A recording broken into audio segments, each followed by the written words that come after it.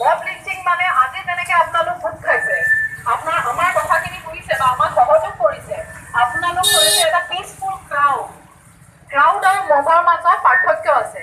Crowd হৈছে peaceful gathering কৰি আছে, আপোনালোকৰ মাজত কোনো হৈ হাল্লা নাই, আমাৰ কথা শুনিছে, আইনগতভাৱে থিয় হৈছে, শৃংখলা মেইনটেইন কৰি আছে, আমাৰ প্ৰগ্ৰেমটোক ছাকচেছফুল বনাইছে। গতিকে আপোনালোক এটা পিচফুল ক্ৰাউডটো যেতিয়া ভাইলেণ্ট হৈ যায়, ক্ৰাউডৰ হাতত নানান ধৰণৰ বস্তু অস্ত্ৰ পালৈ মানুহক এটেক কৰাত নামি যায়, সেইটো হৈ যায় আনৰুলি মব, যোনটো মবে গেদাৰিঙে মানুহৰ কথা নুশুনে। ৰিচেণ্টলি পাষ্টত আপুনি দেখিছে আমাৰ কাৰ্বি আংলঙৰ যিটো ডকমকাৰ ঘটনা, তাত দুজন যুৱক, যিকেইজন নিৰ্দোষী যুৱক, টোটেলি মানুহৰ মানে আমাৰ নিচিনা মানুহ, তেওঁলোক পাব্লিক আছিল, সেই পাব্লিক গেদাৰিঙৰ মবৰ হাতত যেতিয়া ভাইলেণ্ট হৈ গ'ল, তেওঁলোকৰ এচল্টতে সেই দুজন নিৰ্দোষী জীৱন আমি হেৰুৱা ল'ব লগা হ'ল, নহয় জানো? গতিকে তেনেধৰণৰ ঘটনাত আপোনালোকে কি কৰিব? প্ৰথম কথা হৈছে দেখাৰ লগে লগে আৰক্ষীক খবৰ দিব।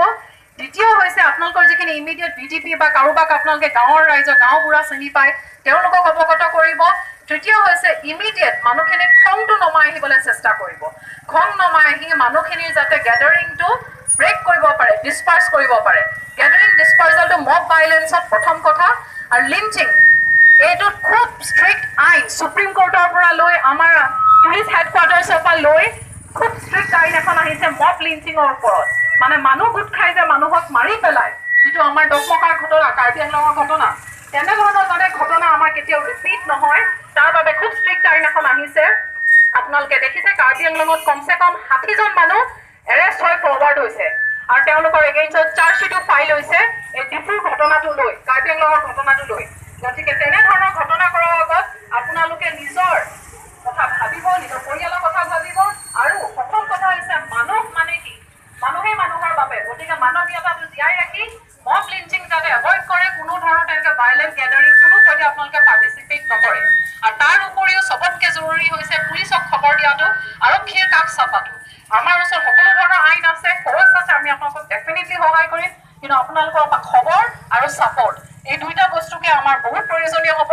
তাকে কৈ মই মোৰ চমু বক্তব্য সামৰণি মাৰিছো। আৰু এই প্ৰগ্ৰেমটো আপোনালোকে উপস্থিত থকাৰ বাবে, ৰাইজৰ সহযোগৰ বাবে আৰক্ষীৰ তৰফৰ পৰা যোৰহাট ডিষ্ট্ৰিক্ট পুলিচ তিতাবৰ মহকুমা আৰক্ষীৰ ফালৰ পৰা অশেষ ধন্যবাদ জনাইছো। ইয়াৰ পিছতে মই উচিত আমাৰ দুএষাৰ ৰাখি যিখিনি আইনী প্ৰক্ৰিয়া তাৰ বিষয়ে অকণমান বিৱৰণ দিবলৈ অনুৰোধ জনাইছো। ধন্যবাদ।